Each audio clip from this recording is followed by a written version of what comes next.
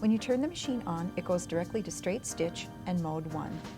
Let's take a closer look at mode 1. Mode 1 refers to your basic utility stitches, and they're displayed here on the front of the machine next to these direct selection buttons that have numbers on them. For example, if I want zigzag, I just press the button and I have a zigzag. If I want a multi-step zigzag, I would go directly to multi-step zigzag. But we're going to sew the straight stitch, so I'm going to press 1 for straight stitch and we can start sewing. I can see in my screen that my stitch length, which is controlled by these buttons here, is set at 2.5 millimeters. So let's sew a seam with the straight stitch at 2.5 millimeters and see what that looks like. This is your needle plate and it has seam allowance markings on it. The front is marked in metric measurement and the back is in imperial or fractions of an inch. A really common seam allowance for most projects and commercial patterns is 5/8 of an inch.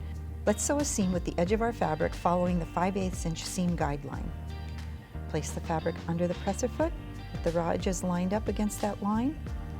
Lower the presser foot lifter and you can step on the foot control to start sewing. After sewing forward 2 or 3 stitches, you can press and hold the reverse button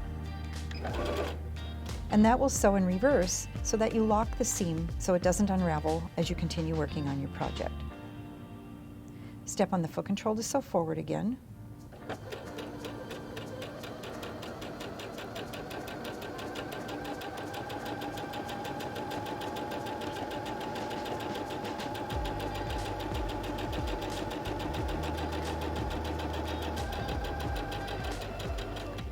And then press and hold the reverse button again to sew in reverse once more 2 or 3 stitches. And then sew forward again to finish. Now you can use your thread cutter button to quickly and easily trim your thread tails.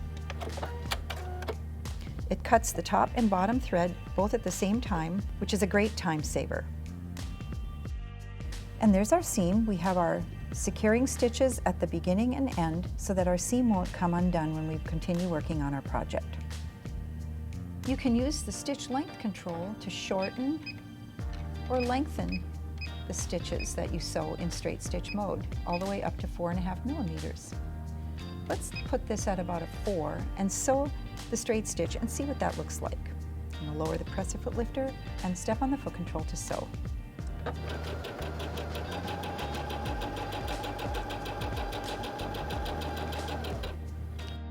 So here you can see my original seam at 2.5 millimeters, and here's my longer stitch length setting at 4. So just set the stitch length the way you want for your project.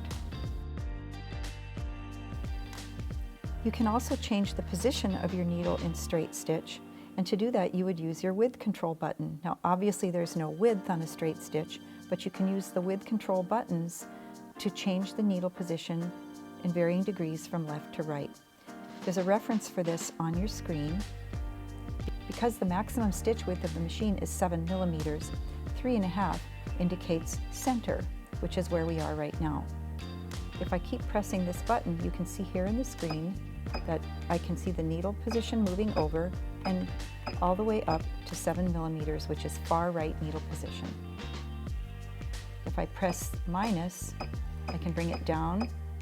I know what center is, or default, because it's got this box around the 3.5. But I can continue in varying degrees all the way over to 0, and that's far left needle position. Back to 3.5 for center or default. Again, mode 1 is your basic utility stitches that are displayed just to the left of these direct selection buttons. Another really popular stitch is the zigzag, and it displays right here on the front of your machine next to the direct selection button marked with 5. When I press it, I can see on my screen, I go directly to zigzag stitch, and it displays my default stitch width of 5 millimeters and the default stitch length at 2 millimeters. Let's see what that looks like.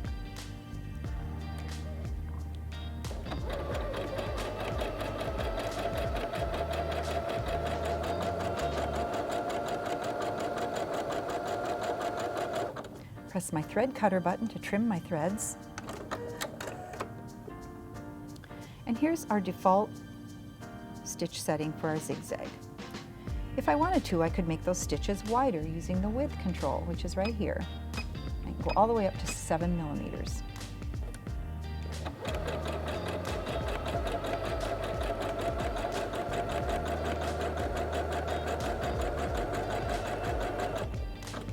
Press the thread cutter again, cuts my top and bottom thread, and there's my stitch width at a wider setting. We could go the other direction and make it narrower. Let's try it at about a 2.0.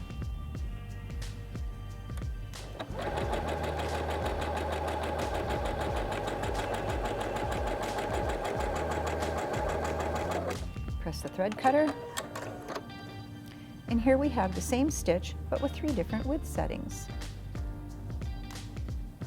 So here's an example of what we just sewed, 5, 7, and 2 millimeters.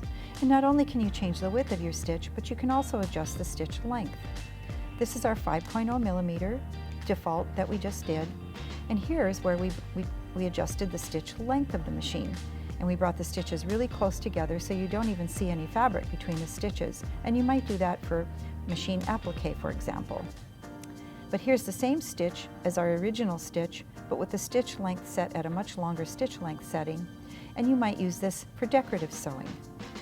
So just experiment with different stitch length, stitch width, and even different threads to get the look you want for your project. Your Singer heavy-duty sewing machine has enhanced speed and piercing power. But you can set the speed control wherever you like depending on where you're comfortable for your project. You can sew slow, up to fast, or anywhere in between by using your speed control lever.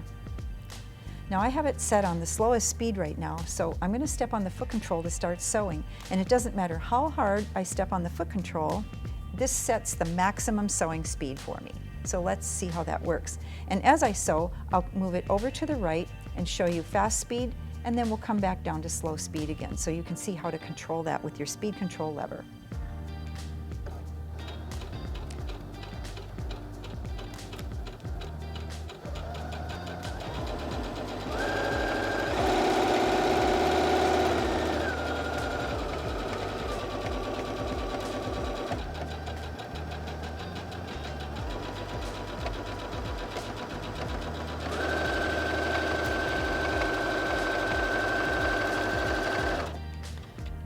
I had maximum pressure on the foot control, but I controlled the speed with the speed control lever. I'm going to cut the thread with my thread cutter button. And now I'll show you that you can also unplug the foot control. So we're not going to use the foot control at all. You can manually control running the machine using the start-stop button here at the front of the machine, just above the reverse button. And again, you can use that speed control the same way we did with the foot control. Bring it down low and press the button here to start sewing.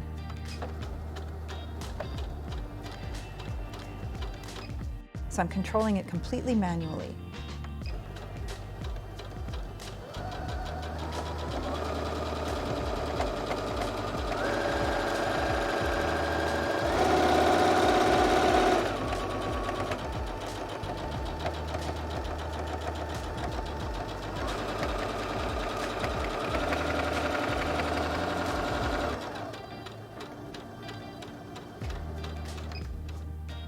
Press the cutter button, so you can use it with the foot control or without.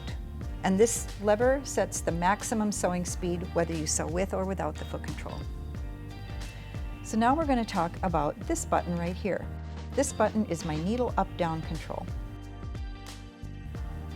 When I place my fabric under the presser foot and lower the presser foot, whenever I sew, you'll see that the needle stops in its up position. So I stopped with my foot control. I'm going to step on the foot control again, and the needle will stop in the up position again. If I want it to go down, on demand, I can press this button and it will stop in the down position. But when I sew again and stop, it will go back up in the up position. And the reason it does that is because it is programmed to stop in the up position.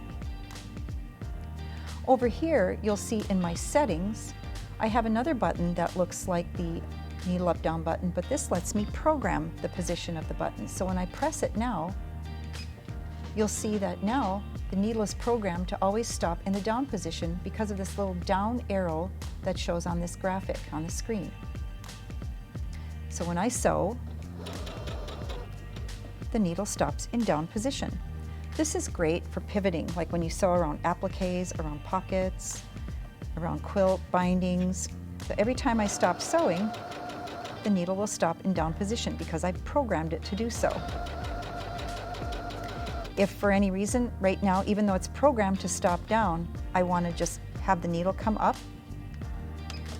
maybe to remove my fabric from the machine, I can press my on-demand button to raise it up once.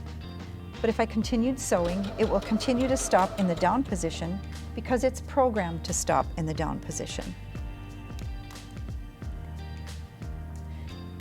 Having it programmed to stop in the down position is kind of like having a little placeholder, so when you stop to pivot, the fabric will stay in place.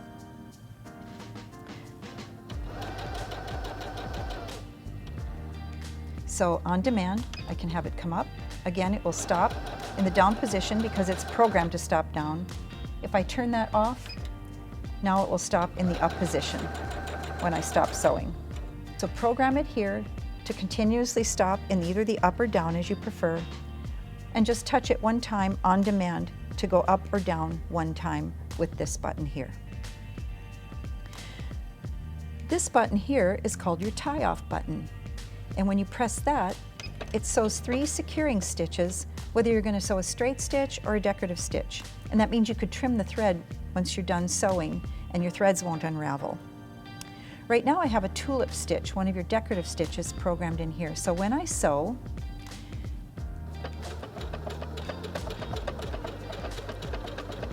and press the tie-off button, it will give me an immediate tie-off. Now I didn't finish the tulip, as you can see, because I chose an immediate tie-off and it stopped immediately where I told it to stop sewing. But maybe I want to sew a tulip and have the whole tulip sew and then have the machine stop at the end of the tulip and tie off. And to do that, I have a button over here in my settings, which is this one right here. And when I press that, I can see in my screen that it's activated. And what that will do is let me sew an entire tulip. And then I can choose tie off and it will know to sew the entire tulip and then stop and tie off. So let's try that. Now when I sew the tulip and my tie-off settings button is activated, as I can see in my screen, I'll begin sewing the tulip, and while the tulip is stitching, I'll press my tie-off button, and the machine will know to complete the tulip, tie off at the end of the tulip.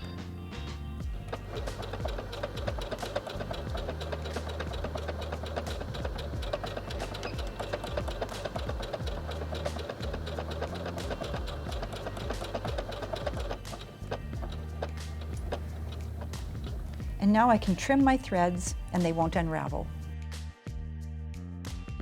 Your stitch elongation feature is available for your satin stitches.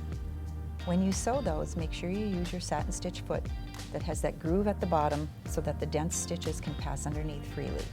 So now we're going to talk about this button right here, stitch elongation button. And how I know I have elongation is if I see this icon up here on my screen.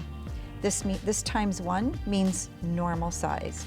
If I press it again, I see ×2. I get my stitch twice as long, and it's still dense. I press it again, I see ×3. Press it again, ×4. And press it again, I can go all the way up to ×5.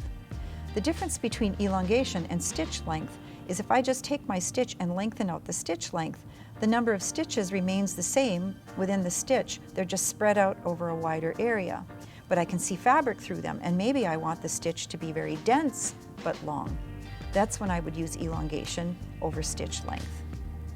For many of the decorative stitches in your machine, there's a mirror image function available, and that lets you take stitches and flip them over from left to right. To demonstrate, we'll show you this stitch that looks like a little spool of thread. That's in mode 2.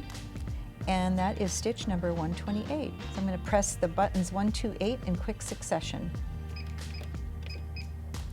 can see my spool, and at the bottom of the spool, it starts on the left-hand side and swirls around like this. And that's what we sewed here, just one right after the other. But if we want to flip the stitch from left to right, we're going to press the mirror image button, and I can see even on screen, the image of the stitch has changed. The thread is now coming off the spool from right to left, and we sewed one after another. And I know the mirror image is activated because I can see this icon in the screen. So for many of your decorative stitches, mirror imaging is a possibility for more creative options.